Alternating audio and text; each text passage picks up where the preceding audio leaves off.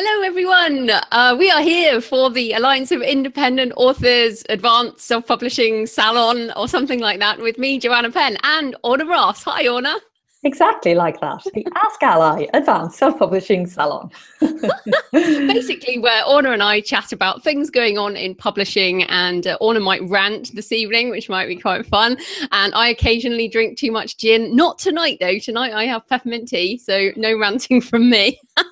But we have a lot going on. Orna's update here on our notes is massive. So Orna, why don't you start by giving us a bit of an update on the Alliance stuff and you and everything?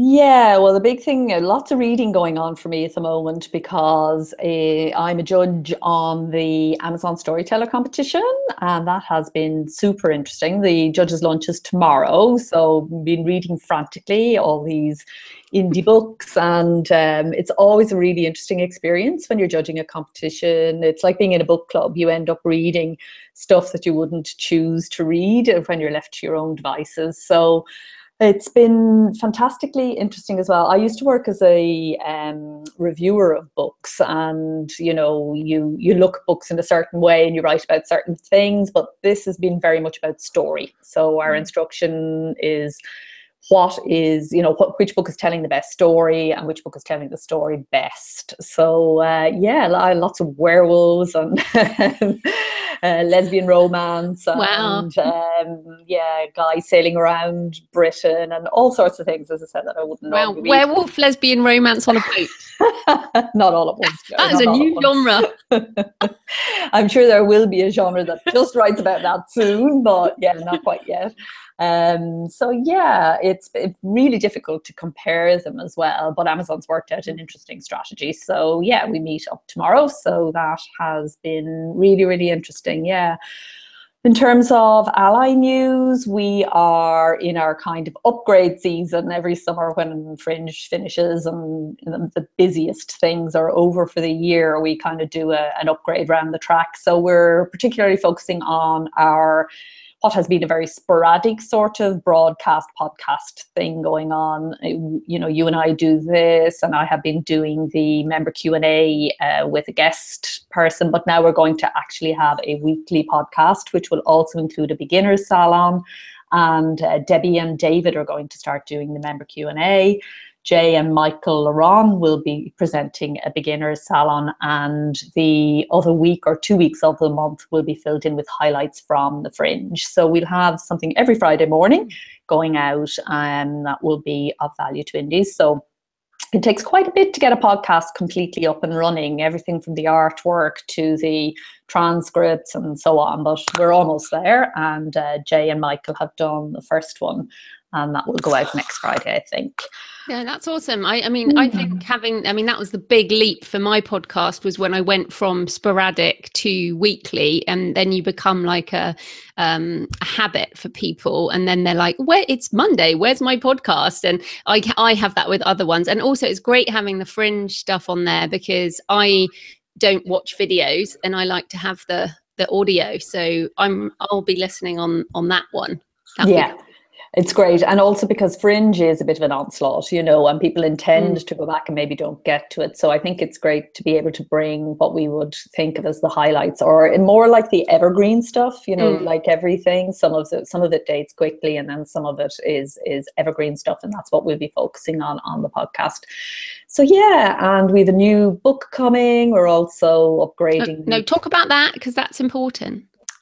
Which is the book. Yeah, the book. Well, all our books actually have been upgraded, and we have a new book, How to Get Your Book into Bookstores, which Debbie Young has been working on for a long time. We were waiting for Ingram iPage to be in place because that was a very significant development for bookstores globally, and that is now in place and ready to rock.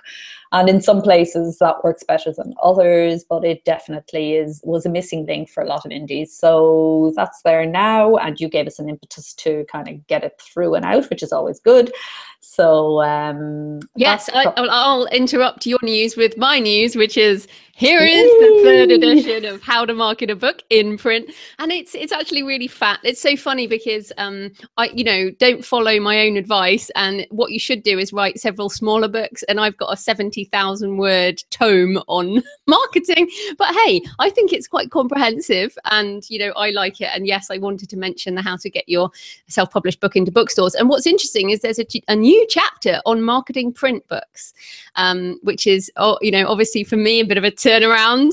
And I am also actually doing a mail out, an actual physical mail out of postcards to bookstores this summer, which is kind of crazy and an experiment, but it's worked out not to be that expensive. So that'd be really interesting to see how that goes. Exactly. It might just be a complete, whatever, but it's worth doing. It's basically, I did a postcard with 4 books, aimed at, do you have writers associated with your bookstore, which most bookstores do.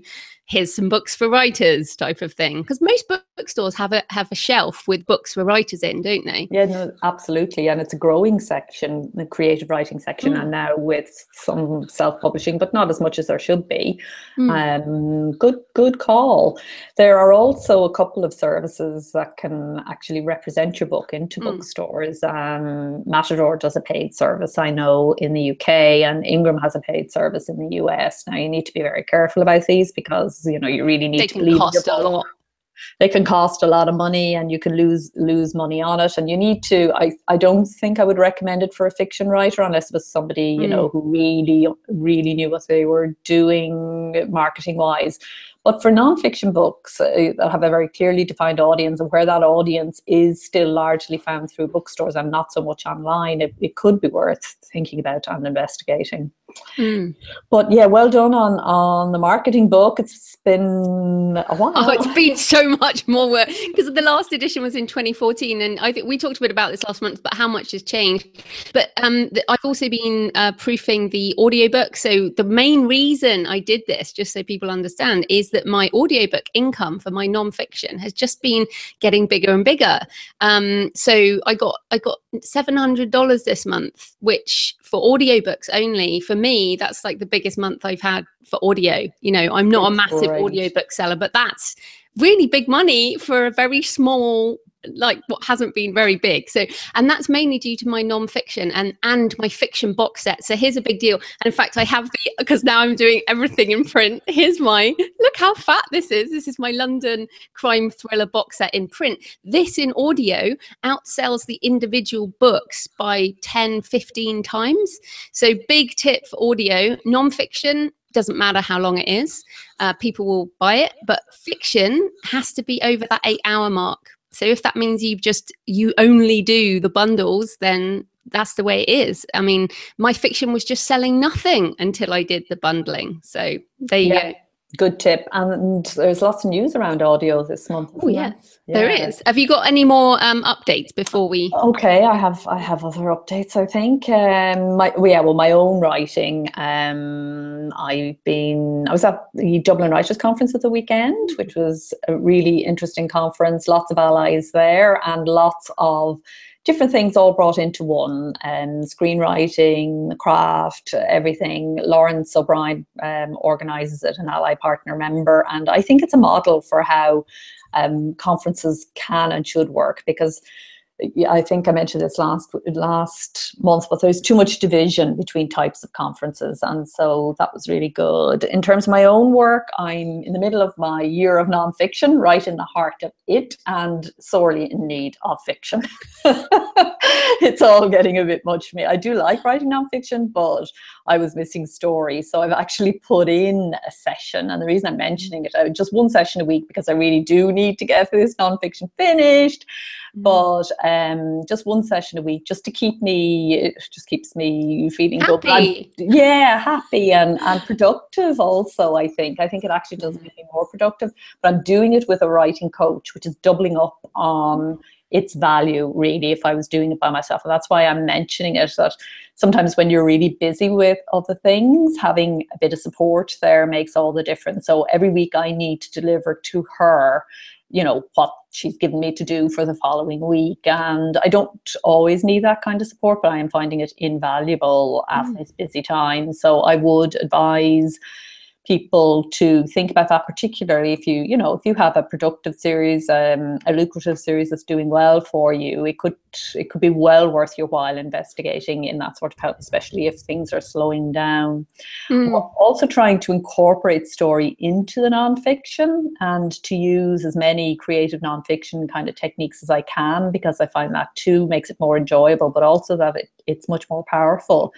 So they're, you know, really story and craft techniques that we normally associate with fiction, bringing those in as much as possible. It's a criticism that I would have of a lot of the nonfiction that I'm seeing around the track.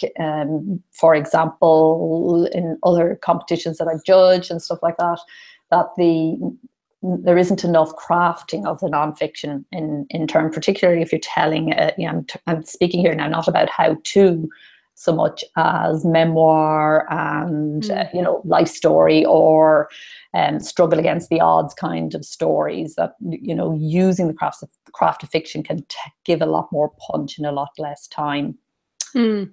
Yeah, and I suppose I would just mention as well, I also had an incredible experience. You were talking last month about your experience at Venice with Damien Hirst. I have had for the last 6 months, there has been almost as long as I've been here in Hastings, and I'm going back to London tomorrow, but there has been an exhibition by an artist called Keith Tyson, whom I wasn't at all familiar with until I went to this exhibition for the first time back in February. I was completely overawed by it. It's headline of the day, he calls it, and he does a painting or it could be a sketch, a drawing, a watercolor, often with words, usually with the universe at some kind of inspiration, but also maybe politics or just something that's going on in his own life. And they filled this enormous great room with them. So I've been going back and back again, and as soon as I kind of have moved house, inspired by him, I'm going to actually start putting out just one short poem every morning, because if he can do these incredible, amazing pieces every morning before he settles down to work, I can definitely do a small poem. So I'm mentioning that just to say how I was really, you know, taken by what you were saying last month, how we can be inspired by artists in other disciplines, and you know, how we can take inspiration wherever we find it, and should, because I think it is actually the measure of a great artist is when they move you, and a great artist for you is one that moves you, you know, when they move you to create your own something. And Tyson has definitely done that for me. I think that's so important. And I also think it's important to note a couple of things there. You know, you getting a writing coach when you are to many people a writing coach. And, you know, this last weekend, I've done a couple of things. I did an advanced tax course online because I'm just so hard. I know, but you know, I needed a self-development day, so I did an advanced tax course, and then I did that. Then I did Shonda Rhimes, who she did a masterclass on screenwriting and story. And if people don't know her, she's a woman of color, as they say in the States. You know, one of the, I guess, most powerful, along with Oprah, sort of black women in television in America. And she did Grey's Anatomy and a whole, you know, she's most famous for Grey's Anatomy. So I did her course on Sunday, and then I went yesterday to the Hardy Tree. I don't know if you know the Hardy Tree. It's amazing. No. So Thomas Hardy, and if people don't know Thomas Hardy, one of our great English literature heroes, Far From Madding Crowd, Tess of the D'Urbervilles, Jude the Obscure, which my favorite. Mine too. We're so dumb. Really? Yeah, that's why that book is why I went to Oxford, the Christminster. Yeah, absolutely. The View of Christminster. The Spires, absolutely. That's so funny. So basically, when Thomas Hardy, we've known each other for years and we didn't know that. But no, it gives me goosebumps because that book, it meant so much to me. It still does. So anyway, when Thomas Hardy was a young man, he was part of the railway when they built St Pancras in London, and he was in charge of moving the dead bodies from the churchyard, you know, out of the way of the railway. And there's a tree that he planted with gravestones all around it in like concentric circles to do something with these dead bodies and buried them. And I've had this idea in my head for ages, and I'm just, you know, it's an idea, people, you can steal away. But I had this idea, like, what did he put under this tree? So I went there yesterday, and it was an amazing graveyard. Where is it? St Pancras Old Church. It's literally behind St Pancras Station where they moved all the bodies. And it's like, it's what you're saying. And I've had that thought for ages. And I lived in London for 5 years and I never went to the damn tree. And yesterday I was like, I'm going to the tree. And so this, I think that the bigger thing here is noticing. It's noticing what you, like, you've been back to that artist and you're like, what is it that gets me about the idea? And then whatever happens, who knows what will happen? I may never write that story, but you know, that inspiration is so important. And also the fact that we're both learning. So me doing the courses that I did and you with working with a teacher, we're all learning. So whatever place people listening are at in their author creative life, one of the reasons we do this is so that we're always learning. That's why this is the best job in the world. Absolutely. So there we go. Just to warn everyone, if you do read Jude the Obscure, it's a very depressing book. It's so full of truth, though. Oh, amazing. Love Thomas Hardy. Okay, so moving on. What else? Oh, yes. Kind of carrying on from what you said. So I've also been going a bit nuts because I've been in this finishing energy stage. And, you know, we've talked about this before, like finishing energy is the final proofreading edits, which are so boring. They're just like little finicky things and you're like, oh, I just can't be bothered taking that extra thing, putting that extra comma in. But you have to do that and it can take ages and it's a real pain. And then things like the formatting and the loading and doing the, you know, all these finishing energy things. And I'm like, I'm done with this. And I've done 2 books this week, finishing them, the second Sweet Romance and How to Market a Book and proofing things. And I'm desperate to get back to my novel and that starting energy. And I think it's very important for everyone to work out what they're good at and what brings them alive. And that's what you're in that too. You have to finish these damn books, but you also need that starting energy because otherwise you end up hating your job, right? Yeah, it's balance, isn't it? I mean, I'm really delighted to be in the finishing stage of this work. And you know, it's nice when you see the finishing line. That's a good thing about finishing is, you know, you will finish. But a lot of people get stuck in this place, you know, and there is the whole thing of, as soon as I finish, I have to put it out there. So people can get quite scared without even realizing that that's what's going on and move into this kind of perfectionism thing. But then sometimes work just takes a long time. So it's always a balance, isn't it? It's always trying to work out that balance. But certainly I was finding non-stop nonfiction at that stage, because I'm finishing off about 7 books at once that have been hanging around forever. And people never do this.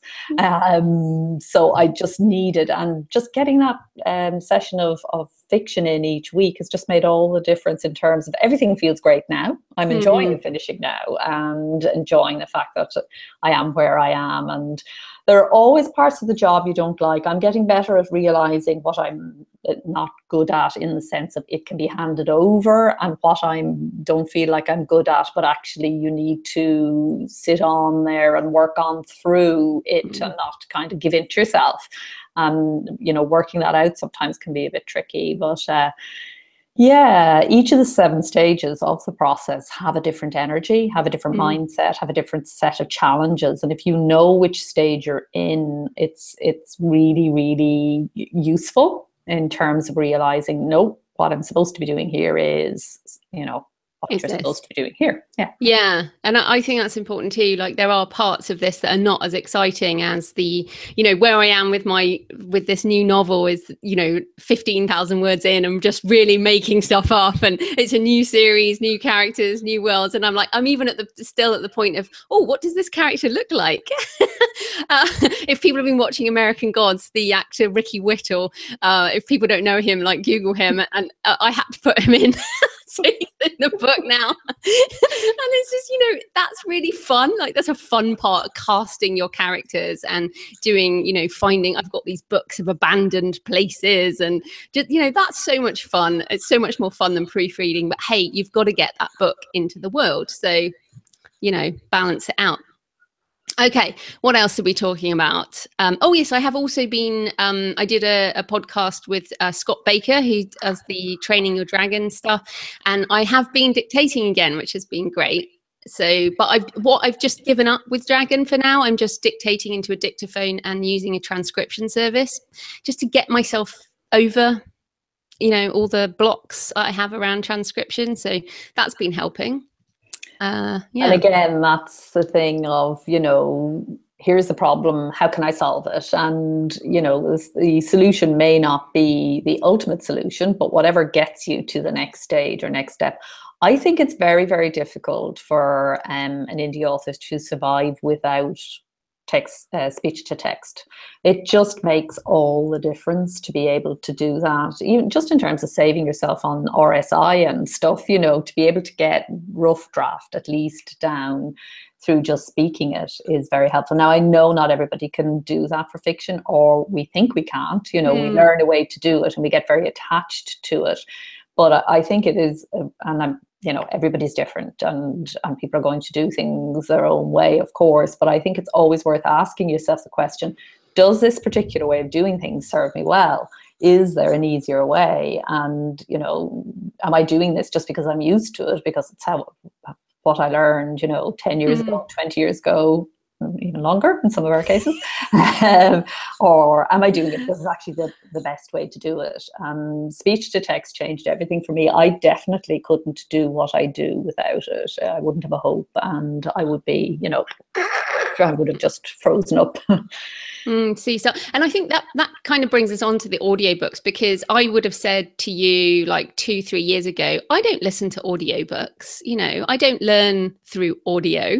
And yet I'm crazily meant to be doing another 100k this weekend. I'll probably only do 50k on one day, but in training for this I've been listening to a lot of audiobooks while I've been walking. And there's a book called Sapiens, which amazing book, and Homo Deus, which is the second book.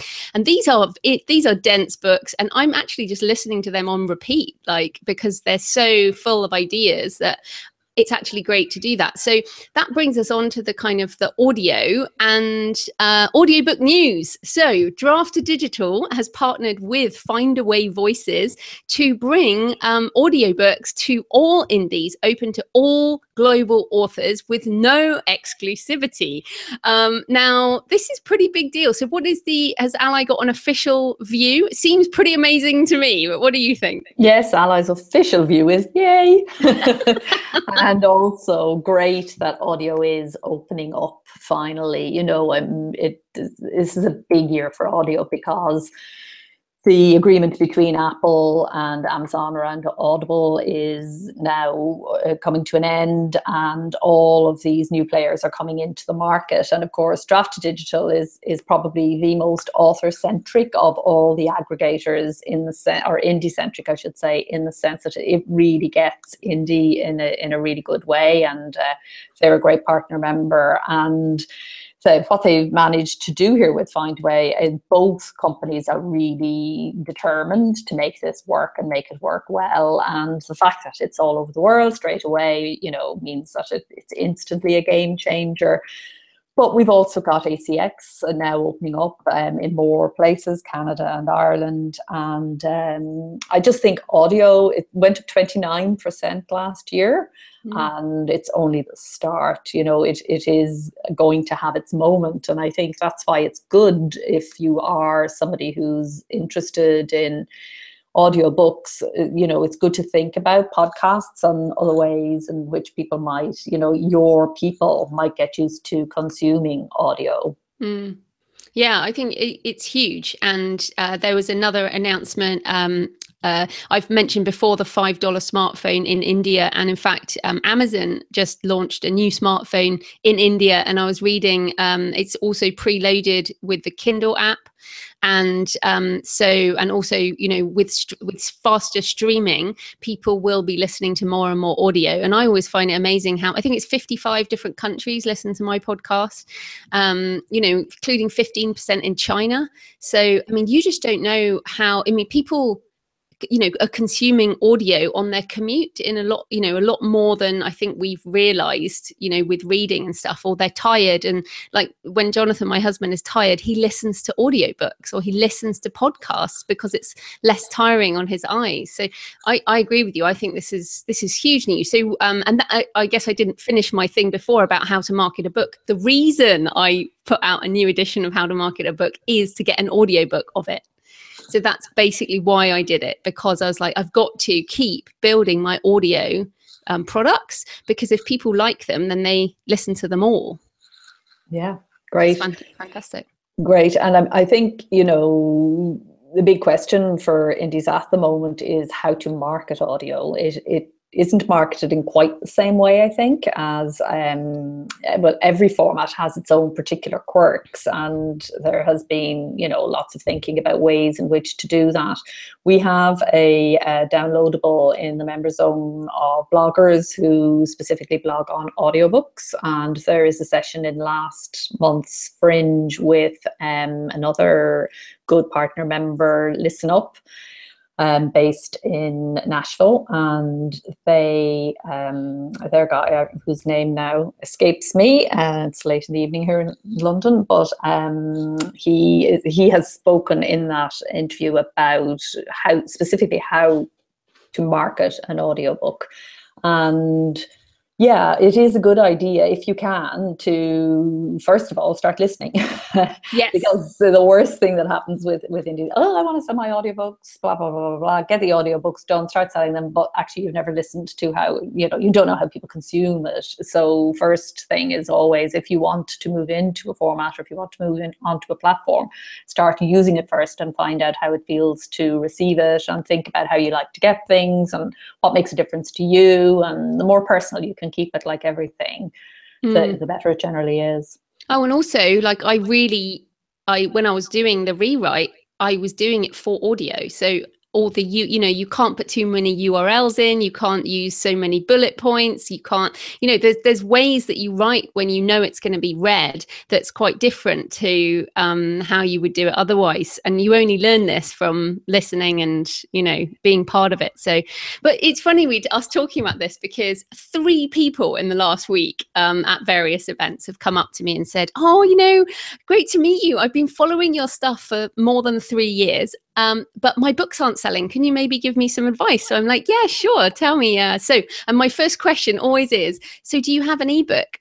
And all 3 people this week have said no. And I've said, okay, then. Well, seriously, you've been listening to me for 3 years and you don't have an ebook? I was I was just shocked. I didn't realize. And that was my first question for a reason, because this is happening more and more often. It's like, oh, but I heard that ebooks are dying. And I'm just, I know. I was so shocked because, and if anyone's listening and hasn't sorted out their ebook, like we're talking about audiobooks, but they are the 3rd thing you do. You do ebook, you do print on demand, and then you consider audiobook, unless you are doing an audio specific product, but you generally won't be if you haven't even done an ebook. So, but is this something you're seeing like this? Is that still happening? Oh, it's still happening. You see, I think, well, I'm surprised it's still happening to somebody who's been listening to you for 3 years.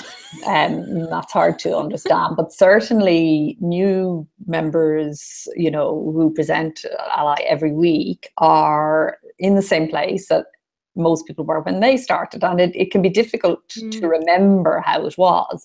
So a lot of people, when they arrive first, not everybody by any means, but are still thinking bookstores and print books. And the first sort of step in indie author education is to think digital and understand then the constraints of POD in bookstores and indie books in bookstores, and to start with what is easiest, which is an ebook. And so that sort of advice, this is one of the reasons we're doing now the beginners podcast, and also why we're going to be having sort of just beginner PDFs that people can download on one specific topic and just get a step-by-step checklist on what they should do just to start on a particular thing. So lots of people, when they say book, they don't mean ebook. They still mean print book. And when you've been doing what we've been doing for as long as we've been doing it, of course, when we talk about books, we've got 3 different formats in the back of our minds, but people don't. So people don't, yeah. And it surprised me, but it shouldn't surprise me, because a couple of those people were at an event that you and I went to this week, which was was set up as a debate on, you know, self-publishing, vanity or opportunity. And it was me up against, supposedly up against, a literary agent who was very charming, and a guy from Type and Tell, who are sort of self-publishing services company set up by Bonnier, who are a big publisher. So yeah, so actually a self-publishing service run by a publisher. We've seen that before. But what you wrote an article on the ALLi blog about this event. Do you want to, you know, report on it? I went along to the event. It was organised by Bite the Book, which is a networking organisation here in London, run by Justine Solomons. It's a great event, very gregarious, very social, and different topics are discussed every week. Monthly. It's a monthly meetup where different topics relating to publishing are discussed. And so this one was, as you say, self-publishing, opportunity or vanity, ? And it Type and Tell is an ALLi partner member and seems to be offering a reasonable service to those kinds of self-publishers who we're talking about there, who actually want a print book distributed and perhaps into bookstores. I think that would be where they will find most of their market.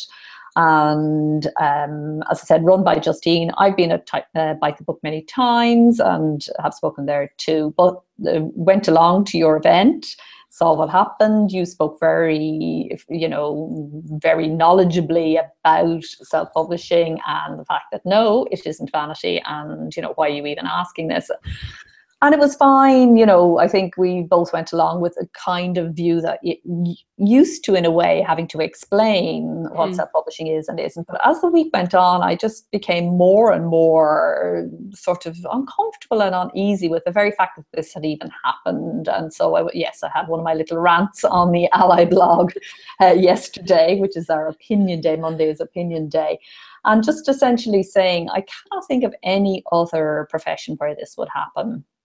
You were brought along to say whether your job, your vocation, your work is vanity, and you have to stand up and kind of say, no, I'm not vain. I'm a New York Times bestseller. I have to justify myself. I sell books in 83 countries. I do, I have 500,000 hits on my website every month, and so on and so forth. Yeah, you're standing up, kind of justifying yourself to a room full of colleagues, and I'm just thinking, would a musician ever, who is as successful at what they do, ever be asked to stand up by colleagues and say, I'm not vain, and self-publishing is an opportunity? It would never, ever happen. And so where is that mindset coming from? I'm really still, I don't have an answer to that. And I essentially are all supposed to say, what's going on here? And I don't think it's explained by saying that publishing is in some way feeling threatened or under siege. I think I actually am at a bit of a loss. So yeah, if anybody wants to read my rant, it's getting a few comments on the actual blog post and on our Facebook forums as well, and people are feeling quite strongly about it, and that's interesting. I will never write about it again. I had written about it before, about 4 years ago when ALLi started, and I really thought that the argument had been answered by, not by having a big argument, but by the achievements, not just of yourself, but of so many indie authors who are doing so many wonderful things. And please, let's never have another indie author have to explain that, no, they're not vain, they're just doing their job. And it's funny because I think I've been thinking, it's a bit like you were saying, that there is a journey of, and I actually said this that evening, when, talking about the maturation of the indie movement. When I first started, I did my own covers. I didn't get an editor. I printed books and put them in the garage. And things were different then. I was still trying to help people, but I didn't do it in a professional manner. And now I pay freelancers, I, you know, have budgets, and, you know, so, and that's the same. But what you were talking about then is authors coming in, starting from where we were at the beginning, and you can only learn by doing. And I almost feel that the industry has not caught up with where we are. So, you know, we're like, yeah, how can you look at us and say this? And some of them still haven't caught up, like some of those authors who haven't necessarily progressed through. So I think that's maybe more what the thing is. What was crazy is this week I've got a blog post coming up on the Creative Pen from an agent. An agent pitched me to write on my blog, and I emailed him back. I'm like, just checking, you know, that my blog is for indie authors. And he's like, yeah, because I want to reach out to new clients who might be indie authors. And I'm like, okay, then here's some questions, see how this goes. But it's interesting because I think there is this mismatch between where we know we are. Like I was having an argument before I was speaking about, you know, this guy whose name I won't mention was saying, you know, well, you can't do audiobooks, you can't do print in bookstores, you can't get film deals. So I just, you know, have to rattle off all the same types of things we all know about. And he's like, oh, well, I didn't know that. I didn't know that. So I guess this is encouragement to everybody. You know, I don't want to say we're fighting against this sort of, you know, ignorance, but we are in a way. We're trying to, you know, prove, or should we have to prove our viability? We just get on with it, and we are viable. We are successful. I think that's it. In the same way that, you know, we were talking about learning by doing a while ago, we are teaching by doing. You know, by showing that this can be done.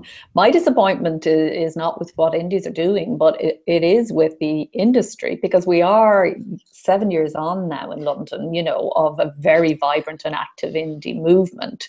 And there is this sense of kind of the parting of the ways, and nobody is looking. And I think it's such a great shame, because I think there are huge opportunities on both sides that are not being realized because of this. So it really would make sense for some trade publishers to be working with some indies and, you know, lightening some of the load, investing in people who are clearly, you know, reaching a readership. And perhaps, you know, print-only deals and other subsidiary rights deals, which could be very lucrative on both sides, that are not even being discussed. And it's because this mindset is in place. And there's an attitude about self-publishing as if it's this great big monolith, you know, that because there are some, and lots, I'm not minimizing it in any way, you know, books that are not to professional standard, because they exist, that in some way that, in inverted commas, and this word was used, taints everybody who self-publishes. Well, it doesn't at all. Each writer is an individual, and people have so many different motivations and reasons for writing and for self-publishing, and, you know, each person needs to be sort of addressed on their merits. But it is extremely easy to find out what people are doing and what, you know, what successful indies are doing. And we're up against this problem with agencies. We have a growing professional wing to ALLi, you know, professional members. These are people who are doing very well right now. So in order to be a professional member, they have to have sold 50,000 plus books in the last 18 months to 2 years, or KU equivalent. So these are people who are really reaching a readership, and we have been trying to help them to sell their rights. And we've, you know, worked with a couple of agents on that and investigated all the ways of doing it, and really coming to the conclusion that there isn't an agency out there that can cope with self-publishers, and that rights buyers are not being helped and educated. It's like there's this great big lacuna and blind spot that people are, you know. So anyway, we're going to try a completely different way of doing it now, whereby we're going to have a pilot group of professional members and we will work with an assistant who will pitch directly to rights buyers and see, does that work? Because I suspect it possibly will, if you've got somebody who's actually energized and excited about books and the potential therein. Yeah, I totally agree, and is interesting because I think the journey of the successful indie, you do get to a point. I mean, I have a I have the creative pen, so I have a reason to talk about this stuff, and I'm like you, I'm in the movement. But there, some of the most successful indies are not out there talking about what they're doing. They're just getting on with it.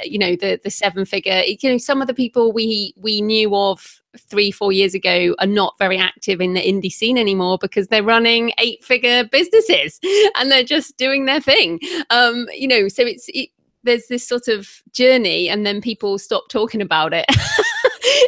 Yeah, I think that's true. And, there was a lot of talk at the beginning because it really was a breaking of the whole ceiling. And it was just so exciting that everybody who was doing it was talking about it. And a lot of people have fallen away. In fact, the vast, vast majority of people don't talk about it. Just you and I happen to be hugely interested, not just in our own process, but in everybody else's as well. And also in the whole thing, and how it's developing and how it looks like it might develop. Speaking of which, there is breaking news on an exciting development. Oh, well, I've forgotten already. What was that? Amazon. Oh, yes. So I had mentioned on my podcast, but I'll say it again, that the New Scientist reported that by 2025, AI translation services will be better than human translation.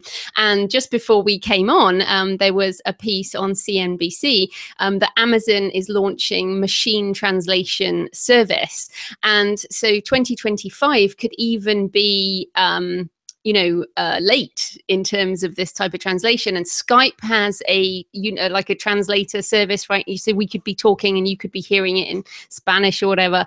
And this stuff is not science fiction anymore. So what I was thinking, and I'm very much, obviously, I tend to be quite early on these things, but let's say 2025, which isn't that far away, like 8 years, you could be reading. So I'm reading on my phone and I want to read a book I want to read a Japanese book. I just go into my app, whatever it is, and I can buy a book in Japanese and read it in English because the app itself will translate it. So my feeling is that this is a huge, huge deal for the publishing industry. Now, what I think will happen is it will be a bit like there'll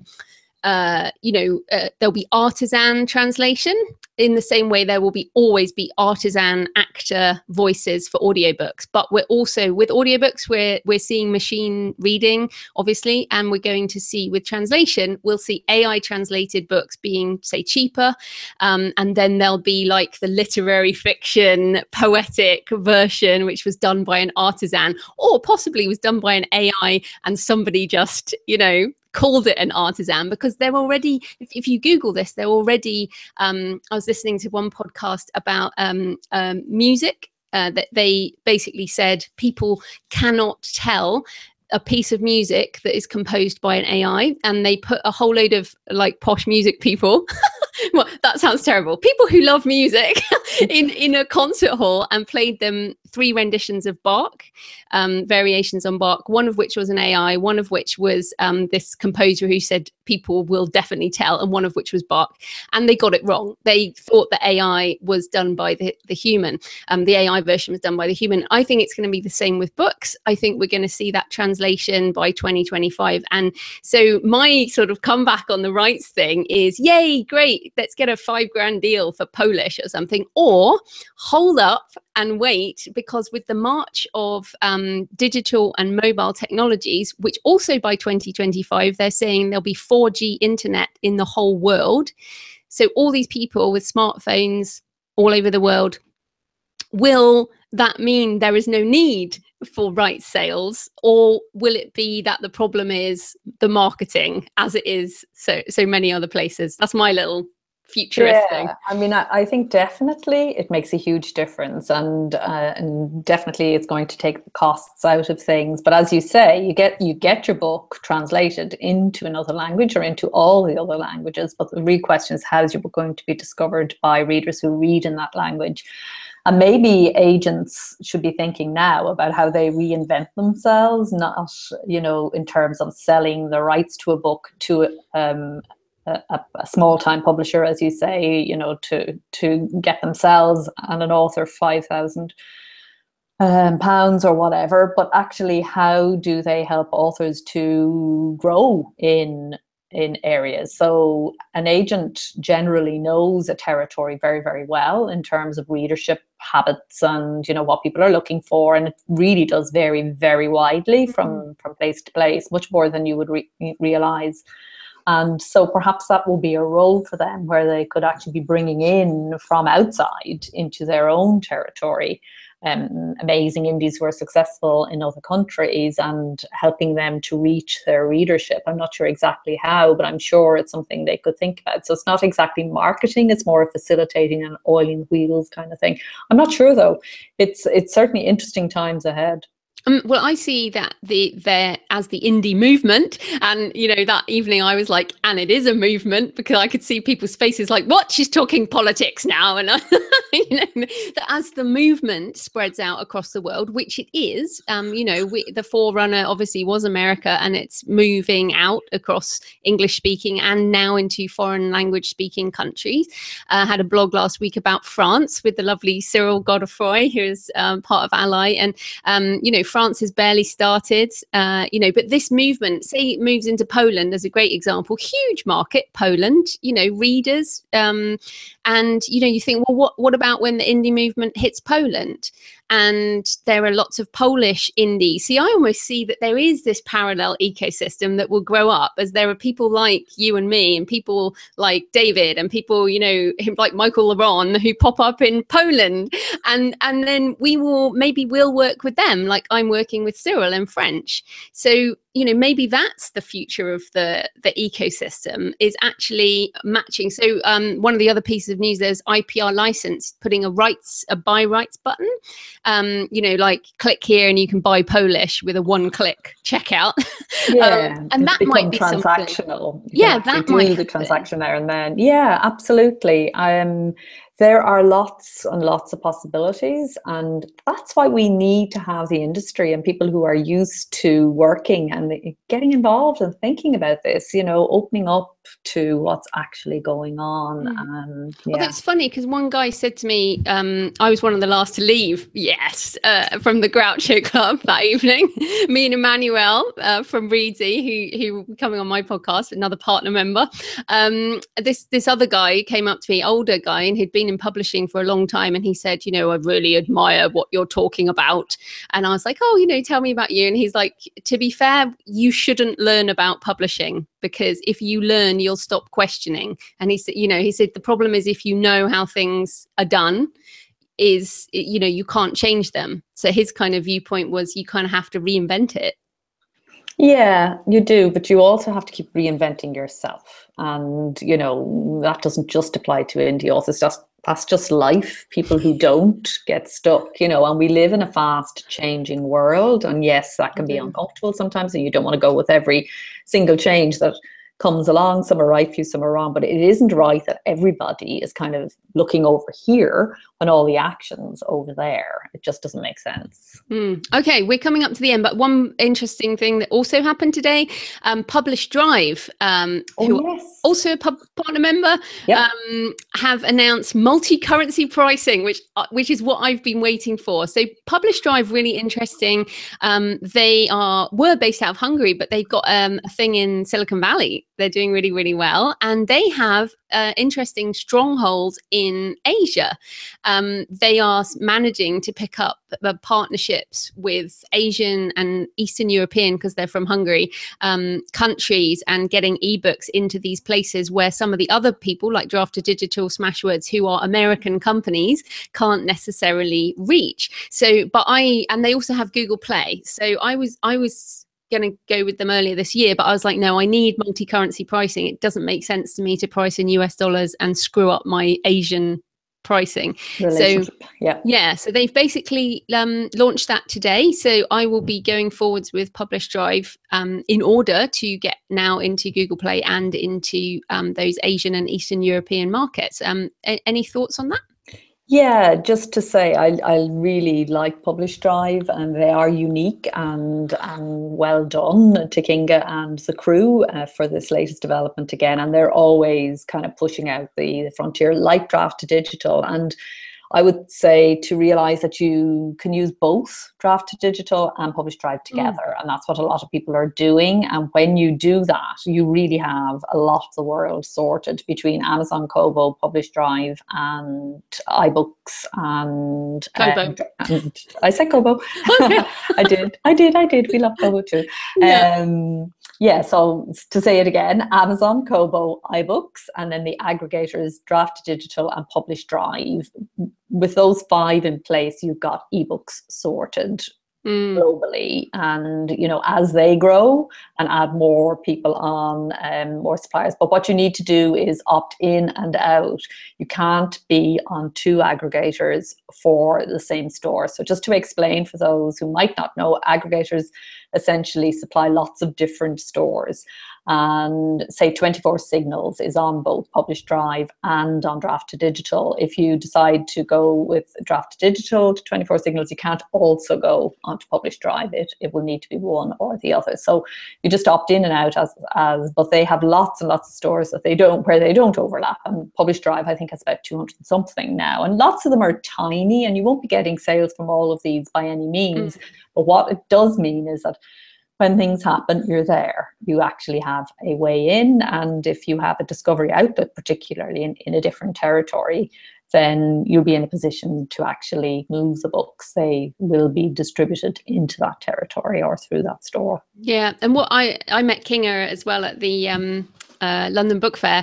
And what I love, so she's, I think, late 20s or something, and already, like, was it for Fortune or Forbes, like top entrepreneurs under 30? And I was like, yeah, you know, that's awesome. But also talking to Emmanuel as well from Reedy, what I love about and it sounds terrible, but I am 42, you know, I'm like, these are 20 somethings who are passionate about the future of publishing and who see a business opportunity in the future of publishing. So by the time they are my age, you know, they see this as a positive future. And that's so encouraging, because so much of publishing is dominated by older people. So that's what I also love about it. And I want to be involved with younger people in the industry so that we can, like, I had like cryptocurrency, which we mentioned last time. I had a massive conversation with Emmanuel about it, and he's been doing it for years. And I'm like, oh, I'm so late. And you suddenly feel like, oh, I'm really old. You know, I only started using Uber like a month ago. And it's like, no, I've got to keep in with the kids. And the positive people, because so much of publishing is doom and gloom. You know, it's great to see. It's people who are in this digital space who are, you know, feeling good about where things are going. So it's the place to be. It is awesome. So exciting. So what is ahead for you in July? Head down. Writing is always my July, and then a holiday. Yeah. So of course we'll still be doing the upgrades with ALLi. We're putting together, John Dopper is doing a fantastic guide to all the awards and prizes, because there's a huge number of these springing up all over the place, which are really just money-making opportunities for people. But some awards and prizes are actually becoming quite significant and useful to indie, so it's to distinguish between the two. So we're putting that together. We're refining our partner membership in loads of ways, really pinning that down so that to make it more and more useful around the services thing. And we'll be bringing out the new edition of How to Choose a Self-Publishing Service then on the back of all that. So that's kind of July. Cool. Well, talking of prizes, I am going to New York in a week on Monday, and will hopefully be reporting that I won a prize. The ITW awards are, you don't have to pay to enter, so and they are like proper industry awards, but I'll be talking about that. I'll also be trying to hammer on with the first draft of this new series, and launching How to Market a Book, which will also be out in audio, and some other things. So yeah, all busy. So we're back on the, I'm just checking the date. We'll be back on the Tuesday, 25th of July. So you can join us live, or you can hang out in the podcast feed where we will be. Anything else what you want to tell people? No, I think that's it for this month. We are almost out of time. Yeah. So happy writing, everyone. Happy publishing, happy marketing, happy creativity. Happy. Happy. See you next No, month. it's been great as usual, lots of fun. All right, well, thanks everyone, thanks Orna, and we'll see you next month. Bye.